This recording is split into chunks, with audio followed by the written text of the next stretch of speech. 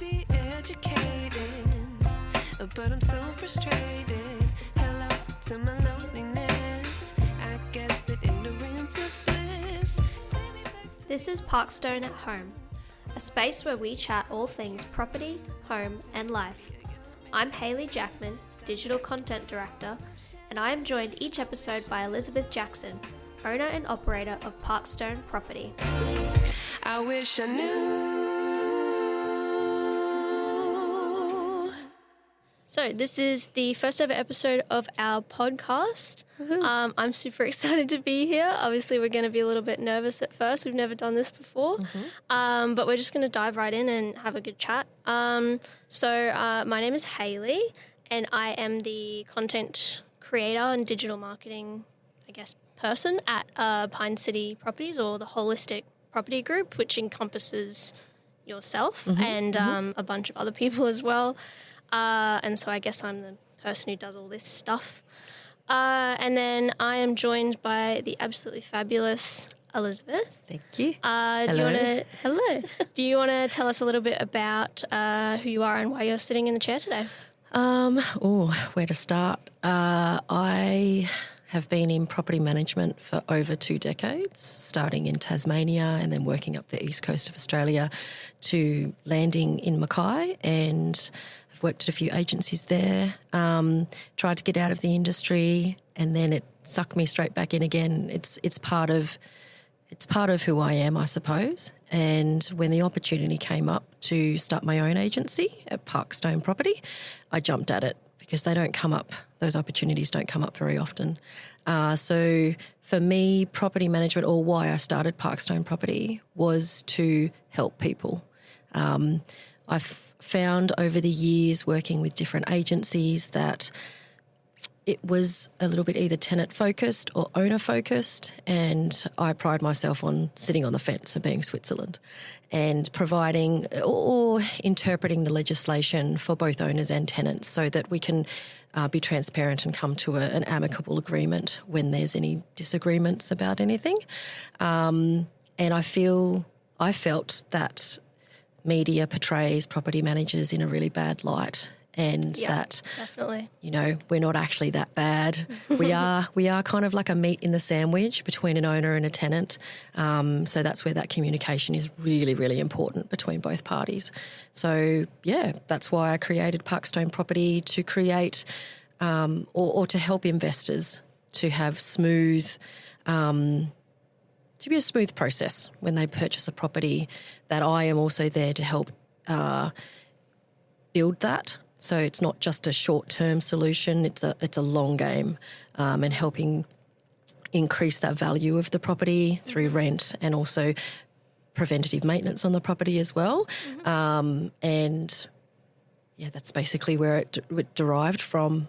And with the backing and support of Jeff and the Holistic Group, he saw a lot of potential in me that I perhaps didn't see at the time. But as we've grown since March, it's become very exciting to where this can go. Yeah, no, that's fantastic. That's awesome. I guess I also wanted to build on that and just chat about why we're also sitting here doing the podcast, because I think that really comes from what you were talking about of why Parkstone really exists in the first place. Yep. And I think in our conversations, we were, with me as the marketing executive for a whole lot of different people, everyone I sort of speak to wants to do their marketing in a bit of a different direction and put their message out there in a different way. And for a lot of people, that was sort of TikTok videos. Obviously that format is fantastic at the moment. Everyone loves them. But for us, I think I've been really interested in our conversations because, you specifically have always really wanted to educate people in a way that just kind of tries to remove that gatekeeping away from the property sector.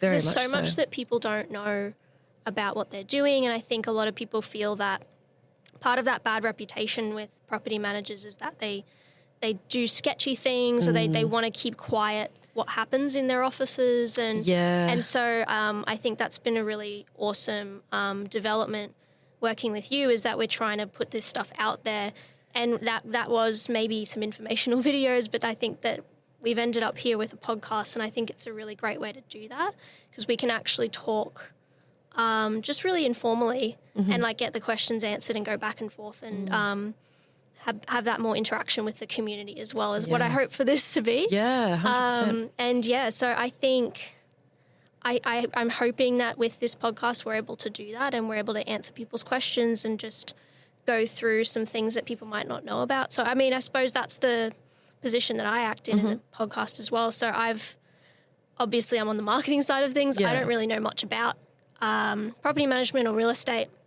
Despite being in the industry now, I'm learning a lot as I go, but it's not something I really know about. So I will definitely be learning a lot here across from you, and I'll be able to give that perspective of just a complete newbie, novice, who doesn't really know anything. And so I guess if we wanted to dive right in, I think something that's really on people's minds at the moment is this idea that we're in a bit of a housing crisis. So you've seen those words in the news everywhere, that we're in a housing crisis where there's lots of problems with property at the moment, especially for renters. I guess I wanted to ask, like, what's your perspective on, whether or not we are in a housing crisis, where that might have come from, this idea, and just kind of generally what's happening in the market right now? Yeah, in Queensland it's really tough.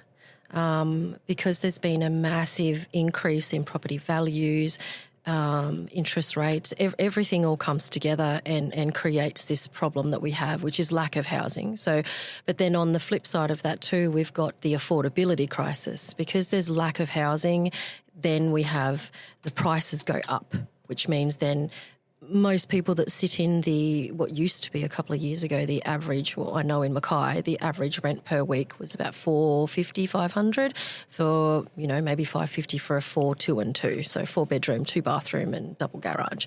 Doesn't necessarily mean it was fully air-conned, but that was pretty much a standard price per week.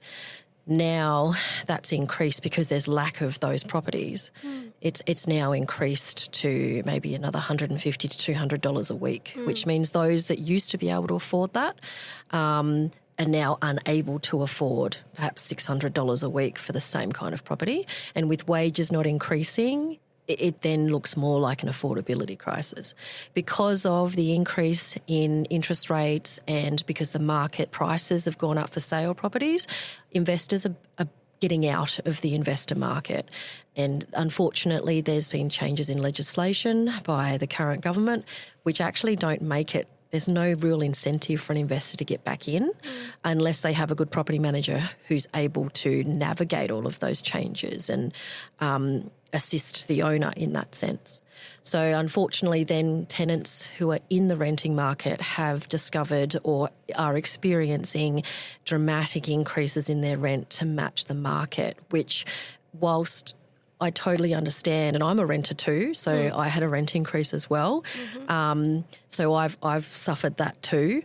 You are able to counter offer if you get a rent increase. You can go back and say, I don't want to pay that amount. Would the owner accept this amount? I didn't know that. Yeah, which is everything is negotiable, which is one thing that I've discovered with a lot of tenants as well when they've been looking and their applications come through. You can go back and negotiate with the owner. The owner can say no, but you've got a 50-50 chance, either yes or no. So you never know if you never ask. It's true. Rather than just accepting, say, a $100 rent increase, you might be able to negotiate it to be $50. But the owners, at the end of the day, it's a business transaction for them. So they have increases in their insurance, especially in Mackay, which is the area that I predominantly work in. We are in a cyclone and flood-prone area on the maps. We haven't really had a flood there for many, many years, but we've been branded that. So all the insurance agencies like to hit us with that, which means the owner's premiums are a lot higher compared to somewhere else. So they've got a lot of costs associated with owning an investment property. So not only insurances, they've got landlord's insurance, they've got the rates notices, which Mackay is pretty expensive come rates time, and they're every 6 months. So they've got a lot, plus the maintenance on top of that of the properties. So the tenants need to take into consideration that this is a business transaction for the owner. They're not all greedy owners. They are purely people, just like you and I, who are looking at ways to make their retirement or their money work better for them. And kudos to them. It's not something that the faint-hearted take on usually, but if you've got an opportunity to buy an investment property, then why not? But again, it comes back to having that property manager who can see the benefits, or if there's a way of doing that preventative maintenance, which means maintenance down the track is lesser cost and less, instead of just leaving something and then fixing it when it's broken. Sometimes that can be more expensive. But in terms of the housing crisis, I think it's more affordability and perhaps a housing crisis. But I mean, having said that, these properties that come on the market that investors are selling, it's an opportunity for first home buyers to get into the market. So it's not all doom and gloom. There are renters that are getting out of the renting cycle and are able to buy their first homes because they were able to rent when the prices were a little bit lower. They were able to save. So that's a bonus, that they're able to get out of that cycle and buy their own. And then they suddenly realise, there's all these other costs, and this is why the owner was increasing our rent. Yes. So it kind of comes full circle in that sense. But I don't see things slowing down, especially in Mackay. We have got so much going on infrastructure-wise, manufacturing and the mines. We kind of are in a little bubble in Mackay. Mining, I'm seeing so many applications of people relocating to the area. And with that growth comes more teachers that need to come to Mackay for the schools because people move with their families. So it's got a massive domino effect. And I feel that, it's going to keep going and it may plateau, but I don't see it slowing down, which is great for my owners, but not so great for the tenants, because I am seeing a lot of applications coming through, and unfortunately I've only got perhaps one house at a time and only one application can be successful, and I might get 10 or 15 per property, and going through those and thoroughly processing them. Unfortunately, some people move out. And they ring and ask, what was wrong with my application? And I explain there's nothing physically wrong with it. It's just you are in competition with other people. And it saddens me that I don't have 15 houses to rent to 15 different people. It would be I would love that. So, but it doesn't always work that way. So, But perhaps, hopefully with that growth in Mackay that we're seeing, that you might be able to get that rent roll to be bigger and bigger, and then be able to fill those houses with these tenants that want. The rent roll growth is organic. Maybe down the track I could grow bigger and buy a rent roll, but at this stage it's just organic growth. So then I have control over the quality of the properties I'm bringing in, and I can really qualify the owners that I work with, that they are on the same page as me about looking at the ways to grow their rental yield on the properties, and preventative maintenance, and they may be able to, in a couple of years' time, use equity in that property to buy another one, which is great for them, and it also means great for the rental market because there's potentially another property that's on the market for rent.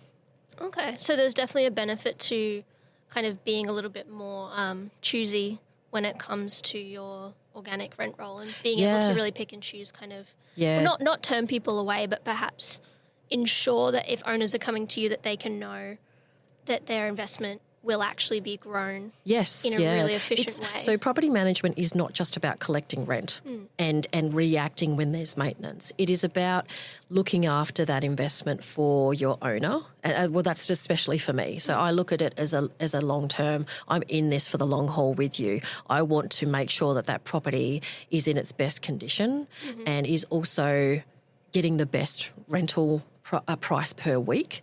So I can be a little bit more ambitious than most agents in Mackay, because, again, if you don't ask, you don't know. And it's easier to start higher. And then, so with advertising, I always start a little bit higher, because if I don't get any inquiry after 48 hours, I know that it's too high and then I can bring it back. And rather than if we put it on at just a safe price, yes, we can rent it at that, but really is it worth that much per week? Because at the end of the day, the owner should get as much rent as they can for that property.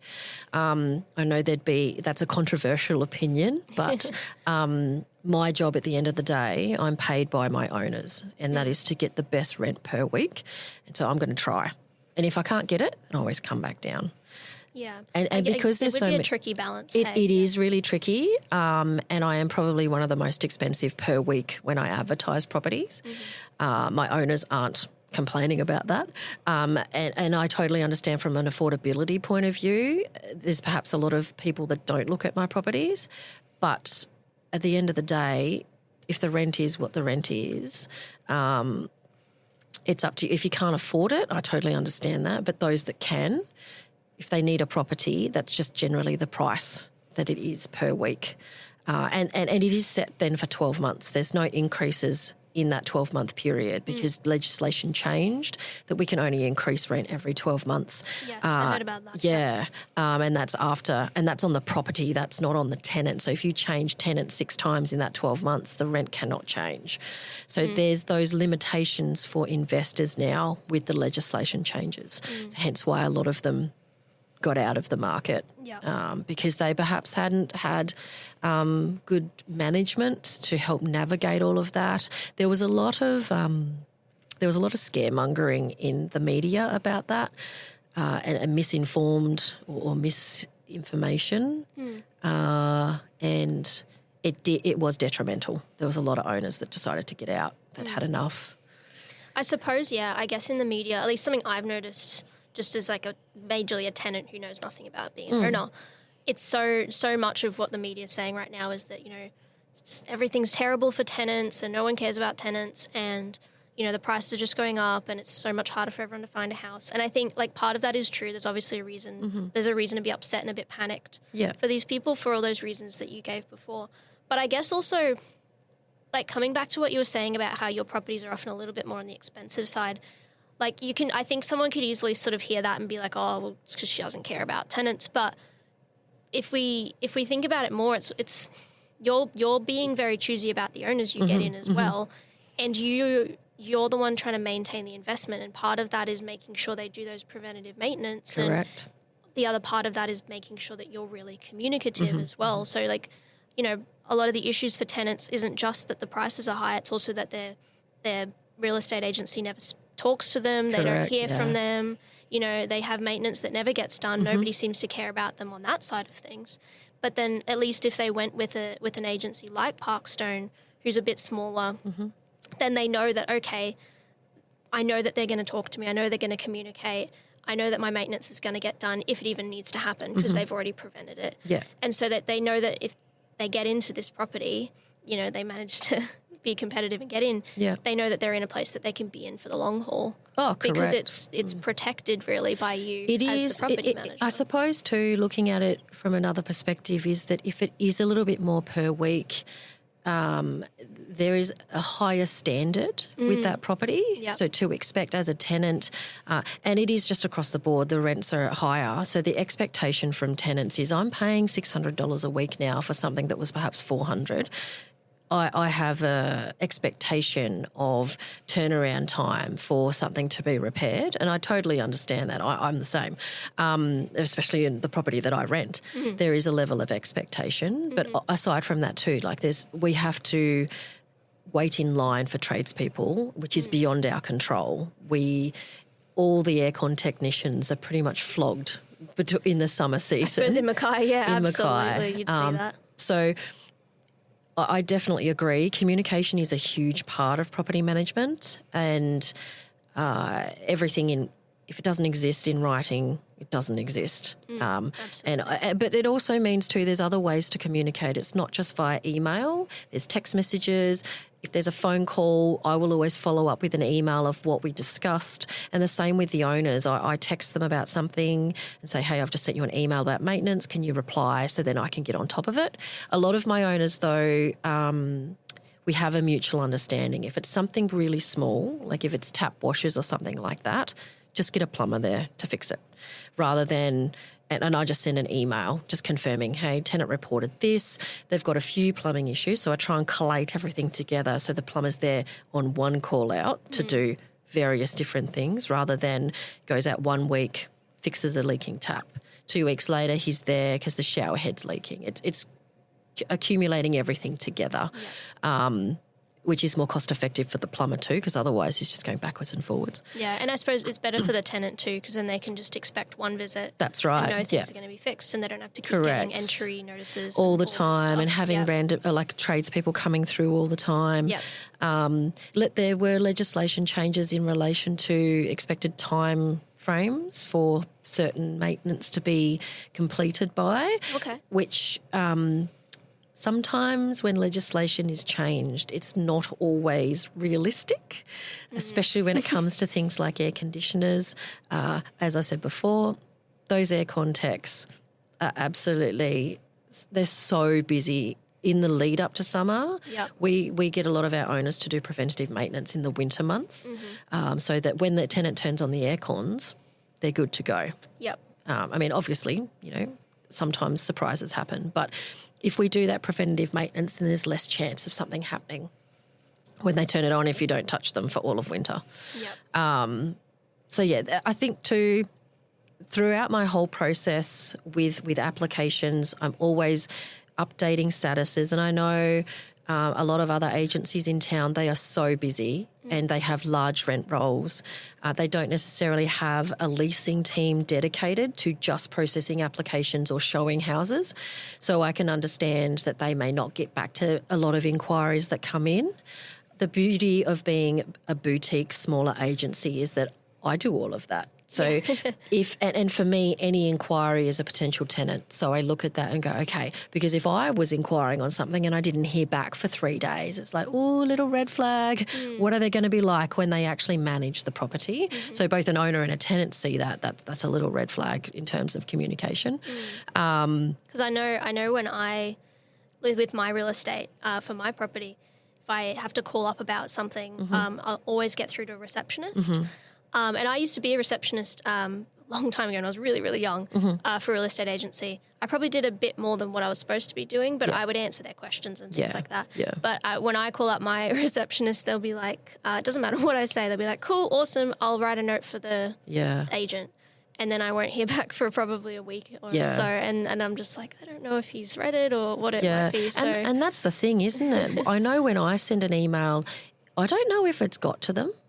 Yeah. If they don't respond, generally like I'll respond to an email the same day that it's sent to just say, hey, I've got your email, I'm onto it, I've spoken to the owner, I'm just waiting for their instructions. At least then the tenant knows, one, you've received it and you're actioning it, and two, you're just waiting for the owner. And then they can sit back and they go, okay, Elizabeth's got it, she's all over it. And then when I do actually get instructions from the owner, I send another email saying, this is the tradesperson that's been engaged. They will contact you direct to arrange access to come and sort it out for you.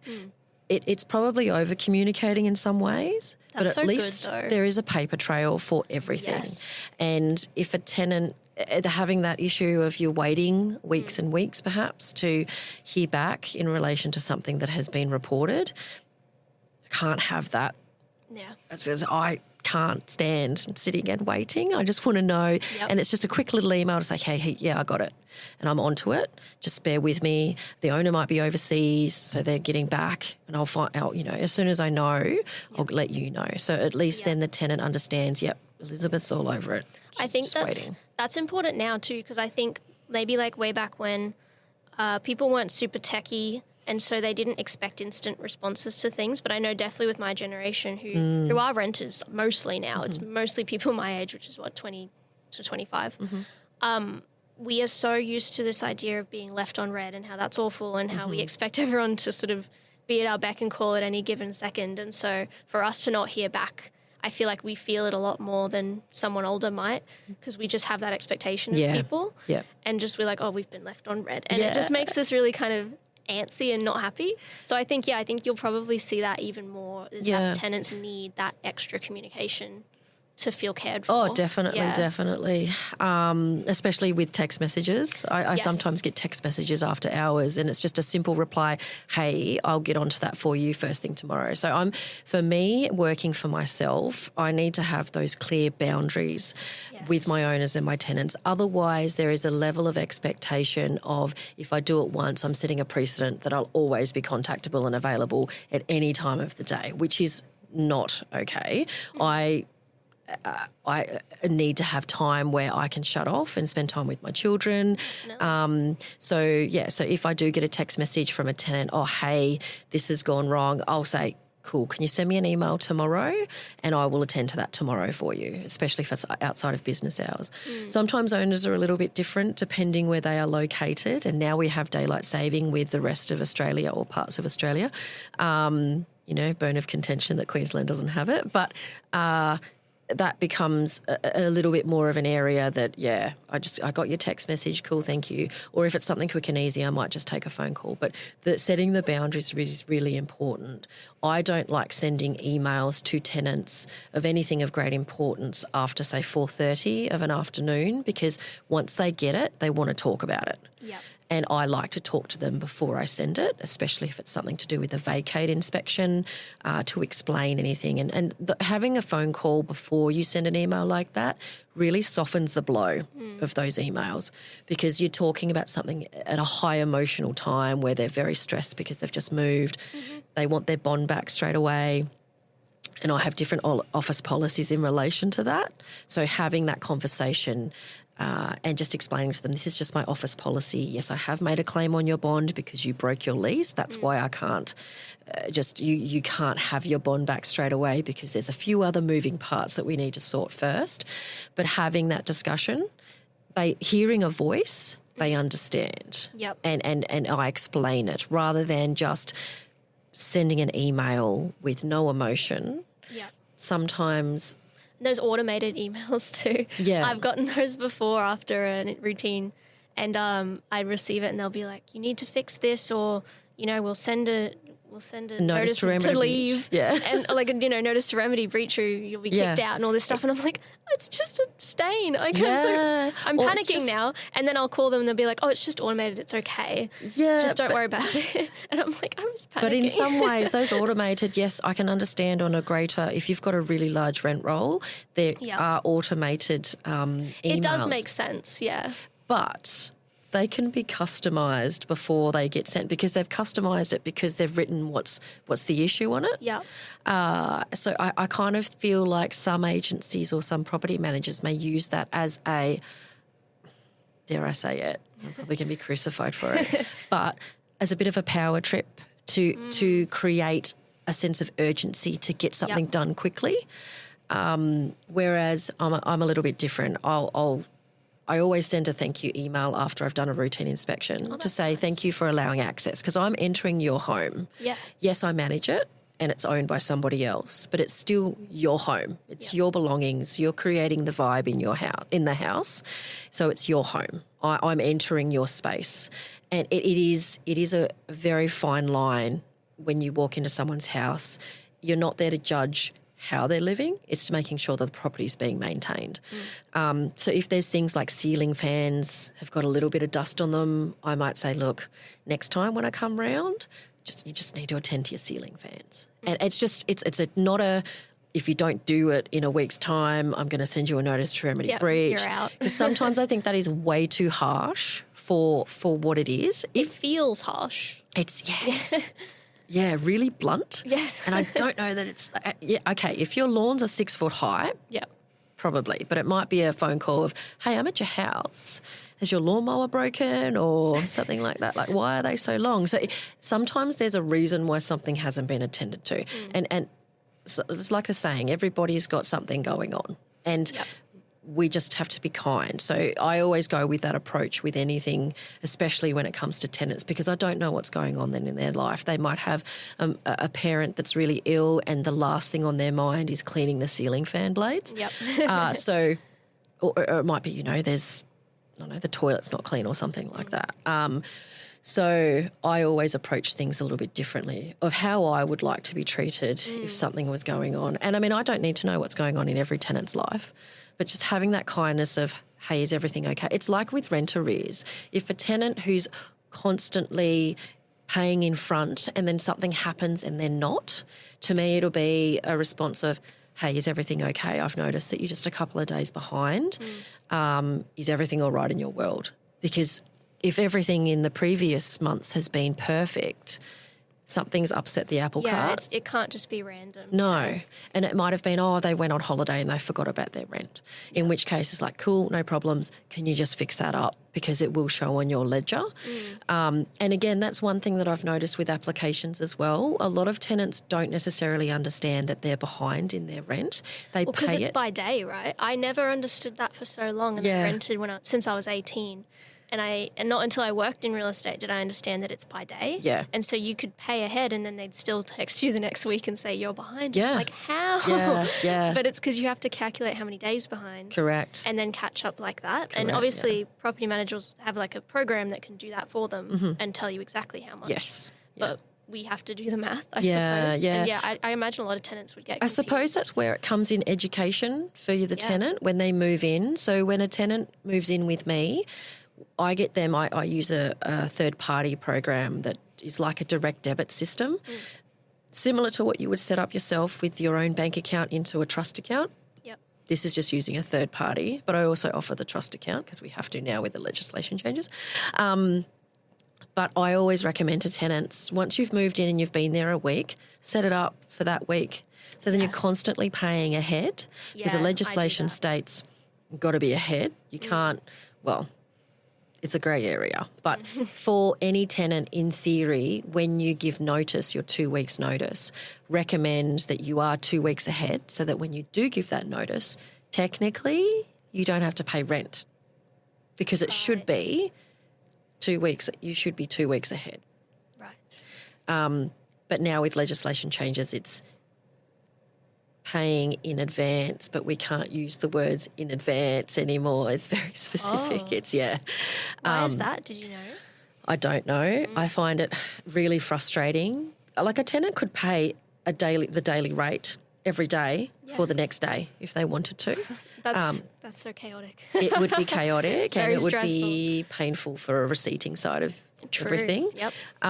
But so I just recommend to tenants, look, you pay your first 2 weeks when you first move into the property. Pay weekly from the first week thereafter. Yep. And then you're constantly keeping yourself ahead because once you fall behind, it is really hard to catch back up again. Yeah. We understand before even cost of living was increasing, it was just hard because, things come up all the time. And we're coming into the crazy part of the year of Christmas, New Year, like kids are on school holidays, so they're at home eating all the food, so you're buying groceries a lot more. Yep. So keeping yourself ahead so that you do give yourself that little bit of grace period if there is a hiccup and something happens and you're still ahead, but it's not like you are paying week to week. It is... and you're only paying up to date at that point. You've still got leeway. Ultimately, it's up to the tenant however they want to pay. That's true. It's just when your rent is due, you should be paying it or it should be received by the real estate by the day before. So if your rent is always due on a Thursday, you should have it going into the trust account or to the agency on the Wednesday.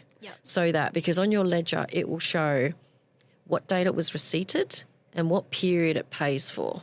So if I get a ledger from an applicant and it shows, and some CRM systems or some programs show how many days in arrears constantly, it is on the right-hand side.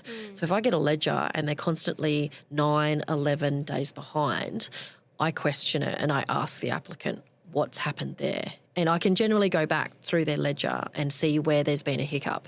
It may have been they paid their rent increase a week too late, or it could be that they missed a week for some reason and they don't have that leeway anymore. That, unfortunately, doesn't bode well for that applicant.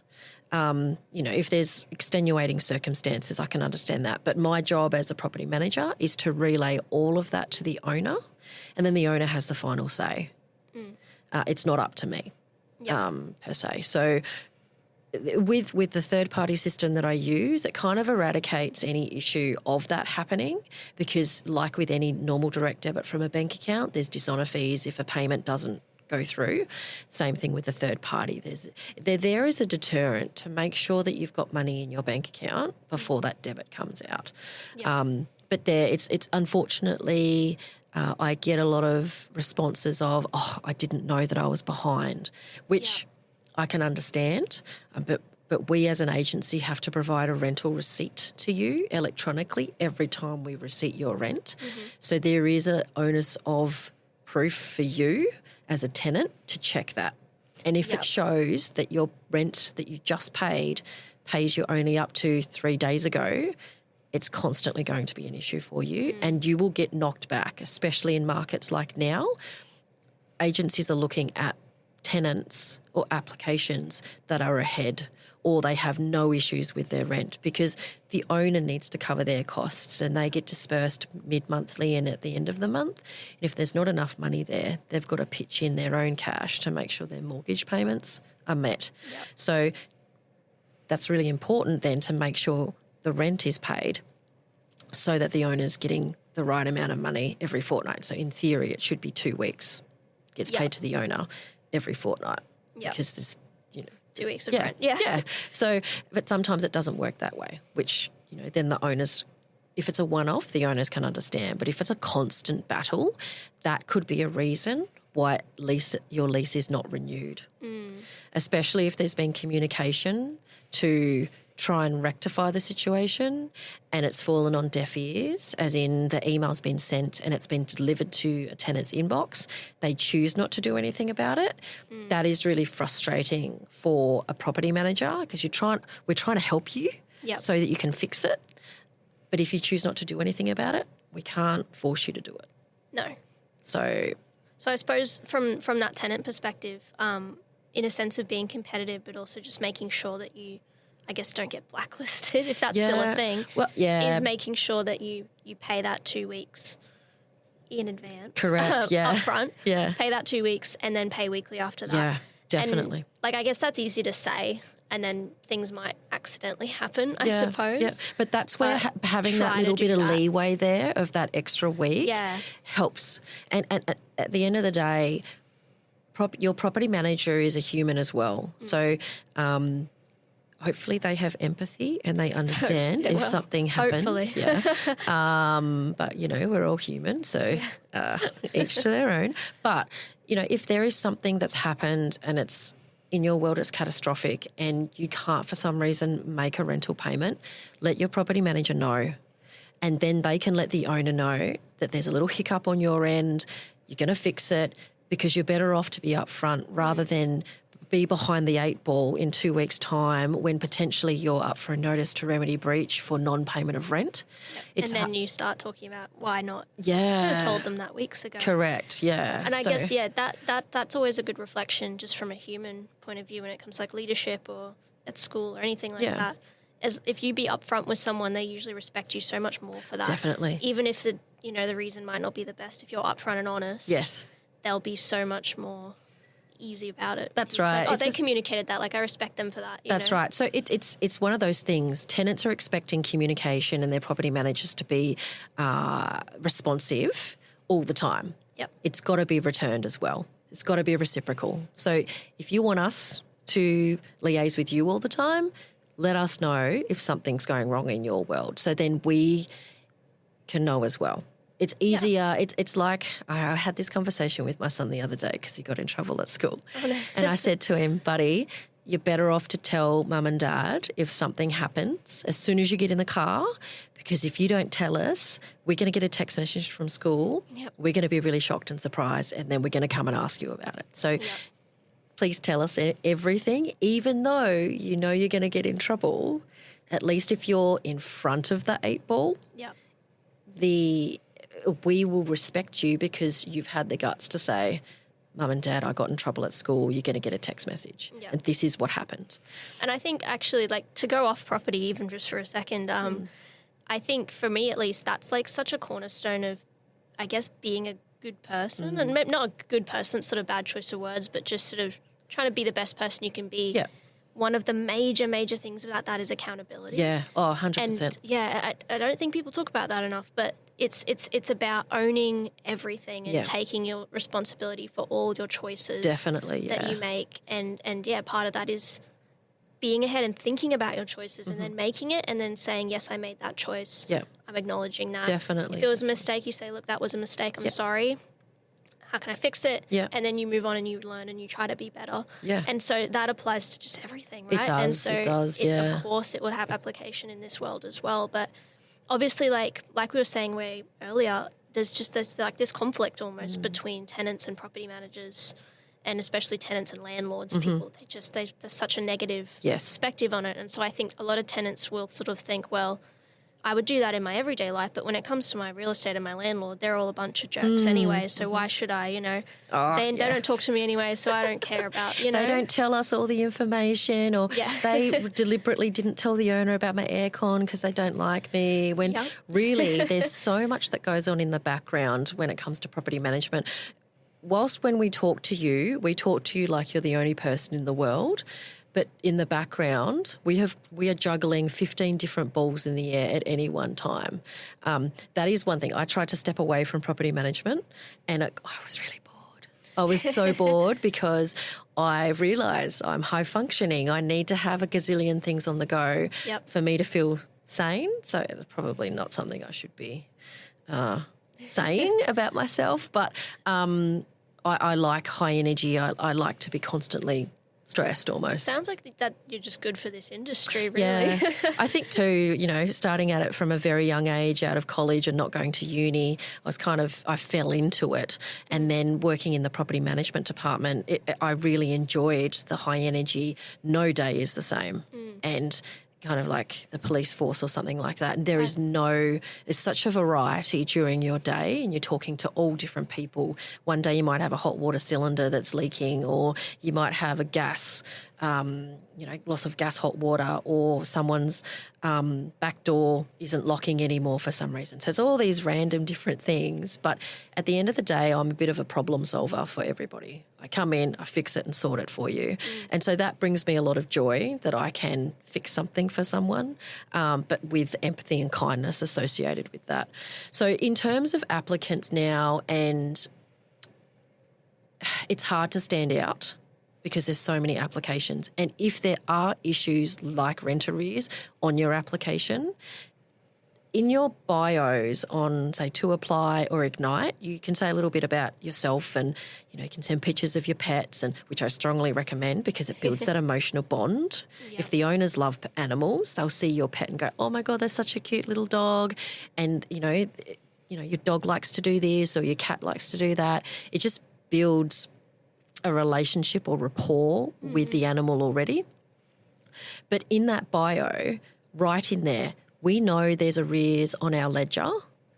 It's because of X, Y, Z. Some agencies may look at that as, it's just an excuse. But for me, how I interpret that is, you're telling me up front. So respect. Yep. Then I'm not going to get a huge surprise when I see your ledger and go, oh, your application looks really good, but you've just got this issue on your ledger. What happened? Being in front of the 8 ball with that, being up front, huge respect for that. But sometimes tenants don't know, in which case then we have a conversation, especially if everything else looks great. But unfortunately, there are a lot of people that have had issues in the past with their tenancies and their application doesn't look that great because of arrears. Even if you do fall behind, always look at an option of a payment plan, which might be you pay a week's rent plus an extra $20 per week. Just that will add up over time, and it also shows that you are trying to get rid of that because not everybody has got another week just to pay out, right? No. Especially if something's upset the apple cart 3 months ago. it's a slow process, but it at least shows goodwill that you are wanting to do the right thing, and it shows the owner that you are prepared to pay just that little bit extra to help try and clear it. It might take 26 weeks, but at least that's what you can do at the time. Yep. And that goes in good stead as well. It shows on your ledger what you're paying, and it shows that part payment building up over time because, just everything now, and even before the cost of living was an issue, we all had things that popped up from time to time. Yeah, exactly. Fantastic. I think now's a really awesome time for us to just take a little bit of a break, but we'll be back super soon to have a bit more of a chat about just the state of the rental market. Awesome. All right, see you in a sec.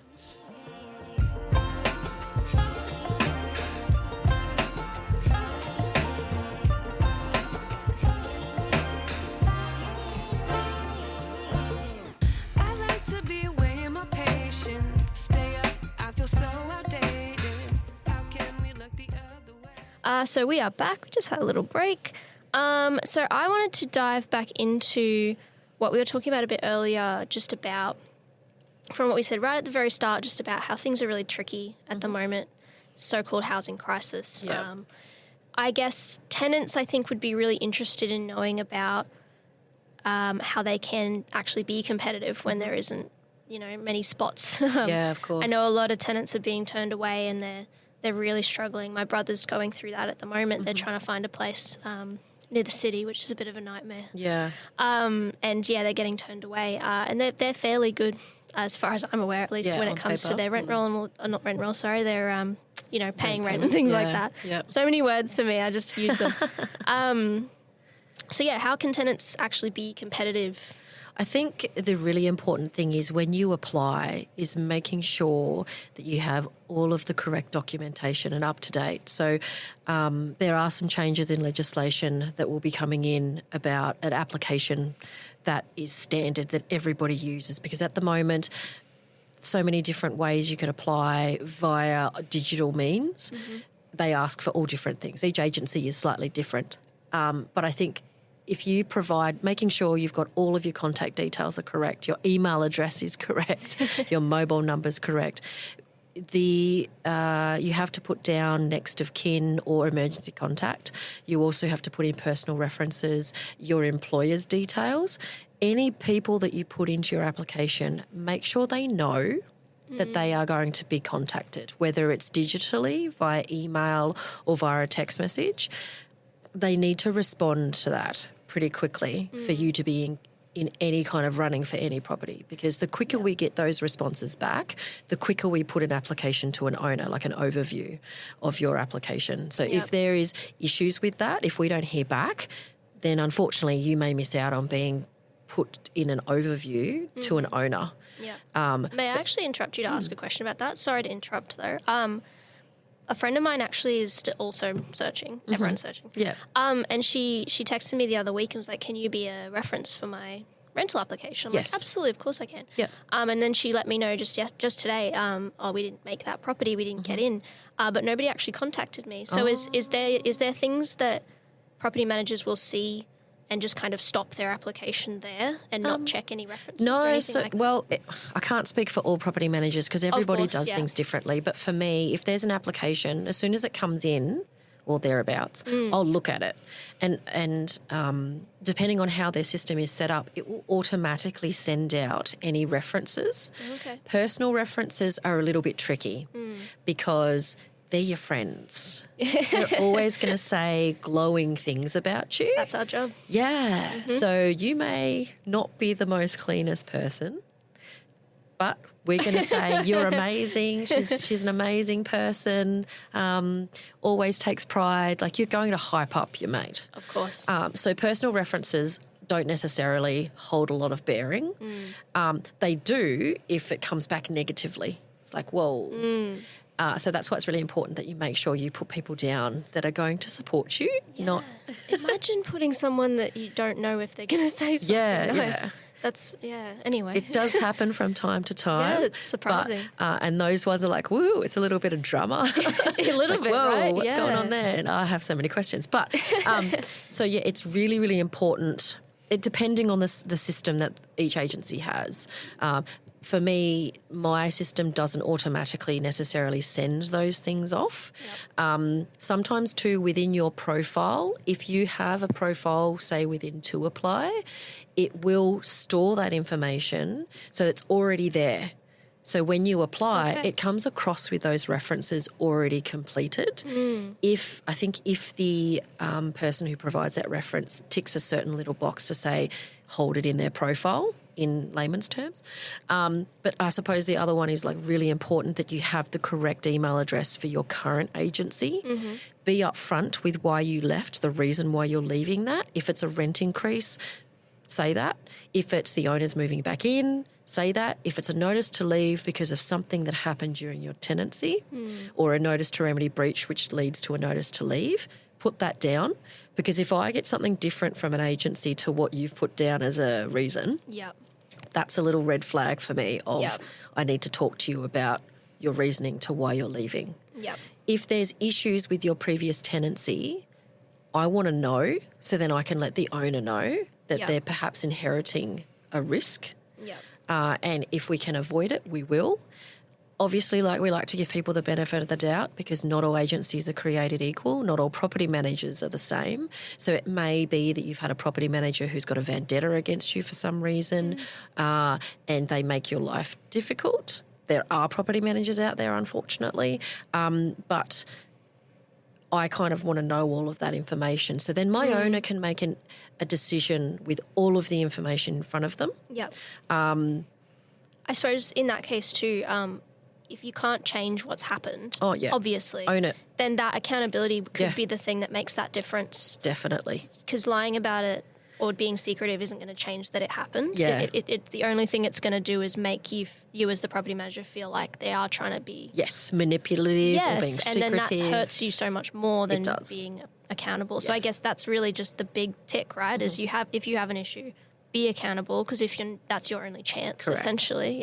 Yeah. And I mean, treat those how you want to be treated. So I know sometimes, yes, there's some tough situations that you go through and yes, it can follow you. But if you own that and go, look, I mucked up, I was in a bad relationship, or I got complaints about my dog, I don't have that dog anymore, but that's why I was given a notice to leave at that property.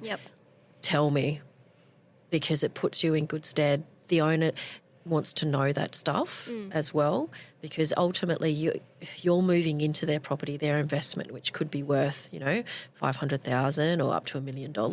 They want to know this stuff because it's a massive risk to put someone in there. And two, applications, we have to go on what's on paper or how the discussions have gone on the phone. So there are little things that we look at, especially, like I say, this is probably a pet peeve of mine, is on realestate.com. It says, I now understand that not everybody reads everything on realestate.com. They just look at the pretty pictures and how much rent it is per week. Yes. But then they send me an inquiry of when is it available, an application, a link to an application, and when is there an inspection. Now, on the bios for those properties, it says we don't have any inspections booked. This is the price per week, and you have to go to this website to apply. So for me, if I see that, it's like, oh, you didn't read down further enough. It's like on a job application, almost, hey, because I've seen often on Seek, they'll put in like,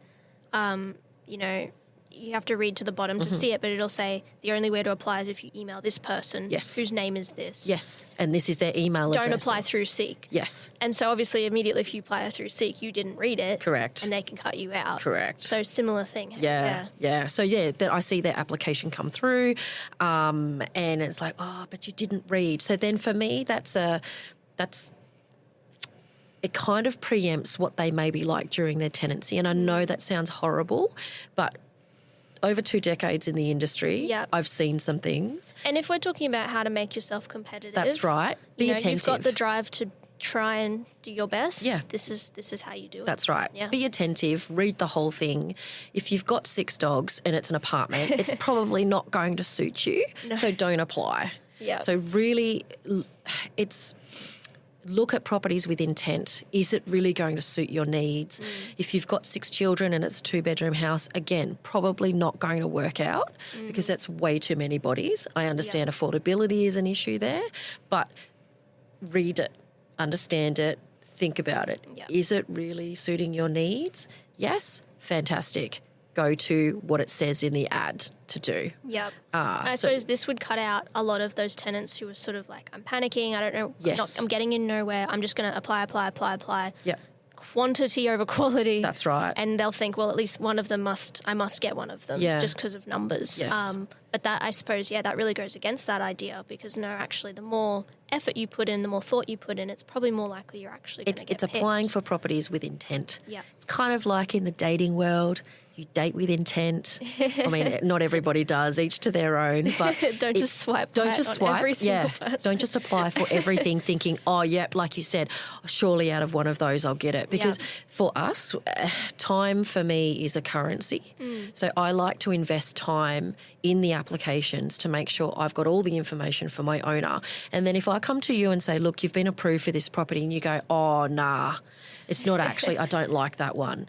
Why did you apply? Well, they answer and they're like, what property? Where are you from? Yeah. What's this? Yeah, well, I understand because of the way the market is that there's a lot of applications. Yeah. People are applying with lots of agencies, with lots of properties. And that question I can understand. That's not too bad, that one. No, that one's okay. Because just, hi, it's Elizabeth from Parkstone Property. Oh, yeah, which property? Because you've applied for so that's many. true. It's, but when I've processed your application, so any application can be anywhere from half an hour to 2 hours, depending on the level of information that's in there. And if you say to me, oh, no, we don't actually like that property, I'm going to look at your application a little bit with hesitation for the next one I see you apply for. It's like, have you looked at that property? Do you know that this property is what it is? Or have you just done that random, swipe?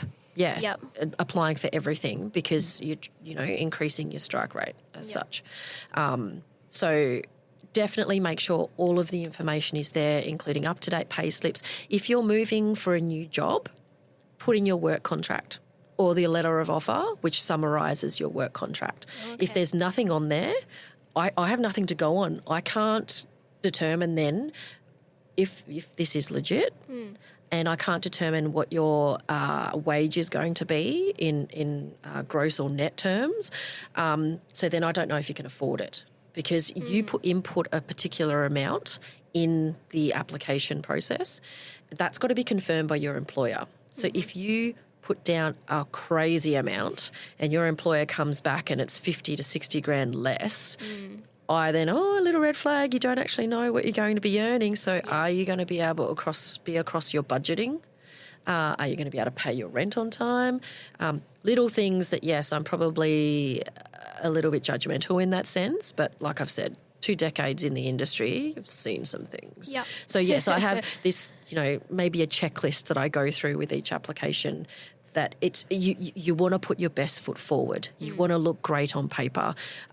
If you get a prompt to say more information required, ring me or ring the agency so that you can get on top of it straight away because the longer you leave it, that means you've got a lesser chance of being included in an overview, which means you're going to miss out. Yep. And that's going to be something with any application you put in.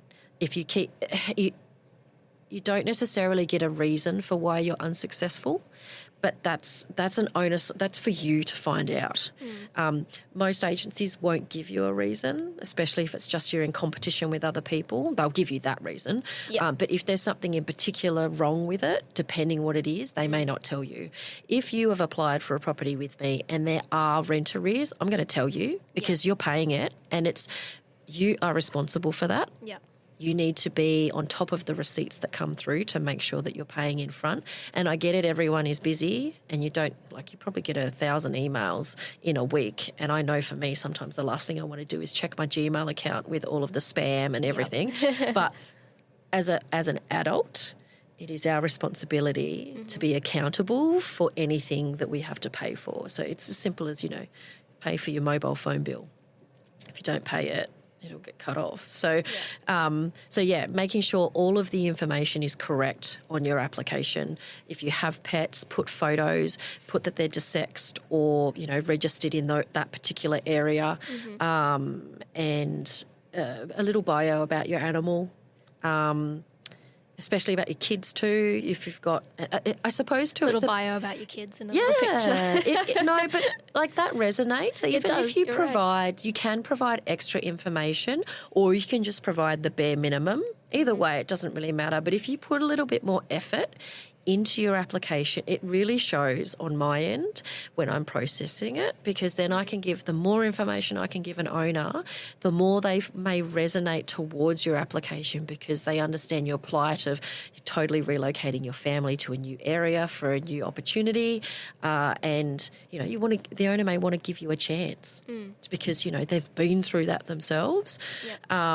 So definitely, make sure you put as much information in there, have that accountability if you know there's some issues there, and then that will prompt the agency to call you to discuss that, hopefully.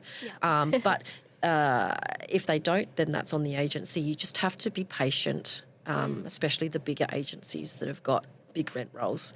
They don't necessarily have the time to commit to something like I do. But Yeah, absolutely. So I guess overall, would you sort of agree that from your perspective, when you're looking through, rifling through all these different tenants, would you kind of make your decision quite majorly about depending on whether or not they're really appropriate for the property? Is that kind of the major driver, or is it a lot to do with rental arrears? I mean, I guess I know it all combines. Yeah. But is there anything you see that's just like straight away? I suppose it comes down to what that property is. And so, you're not going to put a couple with a 1-year-old in a townhouse that has stairs that are like there's a massive gap between the treads, because that's just a recipe for disaster. There is a level of that goes into it, but there's also a level of affordability. So we have, through To Apply, we can see on our end the amount of money that you put in as what you earn as your gross wage. If there's 2 or 3 people, it will combine it and then say, this is the percentage, the affordability percentage that they accumulate. So we look at 30% is our cutoff. If your affordability percentage is, say, 40% on your combined incomes, you're not going to be able to afford the property. It's too high. That's basically saying if something happened, let's say your car broke down, there's a very good chance you wouldn't be able to afford the rent that week, because you've got so much, your income is so low compared to what the rent is per week. There's not really a big safety net. Yeah, that's right. So say, for example, if the rent's $600 a week and you earn $1,000, might be a little bit too hard. Because you've only got a buffer of that $400 to live, pay for your fuel, your mobile phone, all of those other costs that you have. It's probably a no. But at the end of the day, not my choice. I put all of that to the owner and say, this is what their affordability percentage is. And then the owner makes the decision from there. But the higher the affordability percentage, the lesser chance you're going to have. So sometimes we are noticing as well, a lot of people are applying and they're mates, so there's 3 or 4 mates moving in together, because the affordability then becomes better, because each individual wage on their own can't afford it, but 4 of them together, it makes it more affordable. Okay. Would that be 4 mates in like a 2-bedroom or something like that? So they share a room type thing? Would that come into consideration? Because I assume you wouldn't let someone just sleep on the couch and pay rent. No. So how would you look at that in terms of how many roommates you can have? Yeah, in that instance, if there's no romantic attachments there, it doesn't even come down to that. It's more, that's 4 bodies in a 2-bedroom apartment. That's extra wear and tear compared to, say, 2 people. So you're looking at that on the long-term scale. It'll probably mean that the property needs more upkeep, and it's probably not the most appropriate. Right. If we tend to get applications like that on homes, on houses that maybe are 4 bedrooms, each person can have a bedroom. That, not so much of a big deal. It's just whether the owner is prepared to have 4 individuals, because with that, as much as I understand that they want to try and get into the rental market and start, or, you know, they have to move out from where they are, just sharing is easier. That's a lot more paperwork for us. And it's a lot more paperwork in some ways for those that are living together because we only accept rent from one of those people. Yes. So they're responsible for that. And then if somebody moves out, it's a whole different story with admin. And yes. So we look at that. We kind of look in the future and say, well, okay, that's awesome that they want to move in together. But if somebody has a falling out and two of them move out, can those two actually afford the rent on their own? No. Or will they be wanting to bring in another two people to replace them? Which means, yes, there's extra paperwork associated with that. It's not as cut and dried as, say, a family that moves in. Yeah. Or if there's, you know, separation, that's pretty straightforward. But if it's a family, society puts that as it's a much more stable environment, which is not always the case. But it's just if you've got 4 people and then you've got a family, the owner may go for a family because it's less wear and tear than 4 people that are coming and going. 4 people can generally mean 2 partners. So then there's 8 people in the property as well. So it just opens up a whole can of worms. I mean, I suppose as somebody who, when I was 19, tried to book a cruise holiday with 5 of my friends and ended up going with just me and my partner only at like the last minute. Yeah. That's kind of fair. Like I sort of can see and understand from an owner's point of view that they can be like that. Correct. I sort of get that. Yeah. Something that I did when I moved out was I brought on my friend to live with us, but I did it as an approved applicant rather than on the lease. Yes. Is that something that's a little bit different? So you would approve the lease first and then approve applicants? Well, it does depend. So if you're wanting to be an approved occupant, you have no rights. Yeah. It's just the owner gives you permission to be there. Yeah. So I can't give your rental reference for an approved occupant. I can say, yes, they've lived there, but I can't say whether the rent's been on time or anything like that because they're not technically a full-blown tenant. Yeah. In that instance, if you know that there's going to be somebody that's going to be an approved occupant, be upfront, be accountable for that. Because if I turn up and do a routine and you've got another person in another bedroom, I'm going to be asking questions. Yes. The owner's going to see that on the inspection that I send to them. Yep. They're going to wonder, well, they're actually technically subletting, which is illegal in your general tenancy agreement. If you exchange or if they contribute towards groceries or they actually physically give you money, that is subletting according to your general tenancy agreement, which is a grounds for breach, a notice to remedy breach. You've got to get rid of that person. So there are pros and cons with being an approved occupant. It's better off to be a tenant because you then are responsible. But then as a tenant, if things go poo, you're then still responsible as well, which means your name could get dragged through something if things do go south. Yeah. The one thing that I would recommend if you are in a situation where your mates are wanting to all move in together, have those conversations about money because money discussions change people, especially when it comes to potentially losing a house because somebody's not paying the rent. It fractures friendships and relationships. Yep. And I always say don't rent with friends or with family because it's really, really difficult. Yeah. Yeah. I think I was pretty lucky I didn't lose that friendship. But he was very I don't know. He was a type of person who was very non-confrontational, so I guess I got lucky. But I suppose we also thought about that before we let somebody move in with us.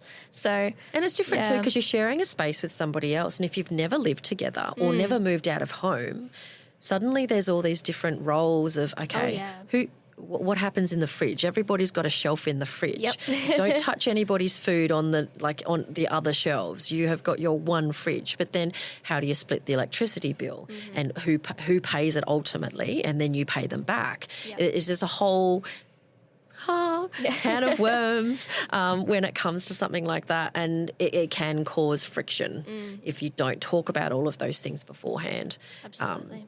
And at the end of the day too, that's not up to us as a real estate to manage your budget between the 4 of you or whoever you're living with. That's something you have to work out together. Yep. We're not your parents. We can guide you with things related to the property and with maintenance. We can't tell you who does what Yeah. That's up to you guys as adults to work that out. Yeah. But ultimately, as a property manager, we only want one person to pay the whole week's rent. Yeah. We don't like receiving, you one tenant who pays $120 a week because they've got the ensuite in the main bedroom, and the other people all pay $80. No, we just want one figure per week, one person paying the full rent per week, because then we know the rent's paid and you guys can work all of that out in the background. Yeah. And I guess it would be so much extra confusing. Like we were saying before, just keeping track of your regular rent can be really confusing. Yeah. So to add that complication extra people, I feel like, and the way my brain works, I would not be able to keep track of that ever. There were cases in the past where I've had, four blokes living together and they were paying each individual portion to the trust account. They weren't paying on the same day. So there was part payments that were showing on their ledger, and I had to physically go through that ledger and highlight who paid what and when to try and work out, okay, tenant B owes 2 weeks of his portion because he hasn't paid for 2 weeks, but tenant A is fine because he's paid everything, and it's time that I don't need to spend. So I learnt from that experience. Yes. It's that one rent payment per week. Yep. Sort out your own budgeting together. And I suppose coming back to this as well, that would be another way to be competitive, is if you are really wanting to do a share house arrangement, come up front and say, we have this plan of how we're going to split it our way. We'll pay you one payment. Yep. You won't see any difference. If I received that on an application, I would be so thankful, because then I can say to the owner, these guys have really thought about this. It's not just been an off the cuff or a weekend conversation. They've actually worked it out of how the breakdown is going to be. That then shows intent, and it shows commitment to making it work. And to an owner, that's a major green flag. Thinking about how it will all work. These 2 people are going to be approved occupants, or we're all going to go on the bond, we're all going to go on the tenancy agreement, we're all going to be 100% tenants. That shows commitment, which an owner looks for as well. Yeah. Fantastic. Well, I think that brings us to the end of our first episode. Thank you so much for sitting down with me. Hopefully we'll be able to get down and do this more in the future. Yeah. We're in Brisbane at the moment, but you're from Mackay, so we have to find ways that we can sit down together. But I don't know, I think it's really valuable, and I definitely learn a lot, and I can't wait to have more episodes and just learn more about the property market, about, living, everything. So thank you so much, and we'll both talk to you guys in the next episode. Wonderful. Thank you. I wish I knew. This episode of Parkstone at Home was recorded on Gubby Gubby land, and we'd like to pay our respects to elders past, present, and emerging.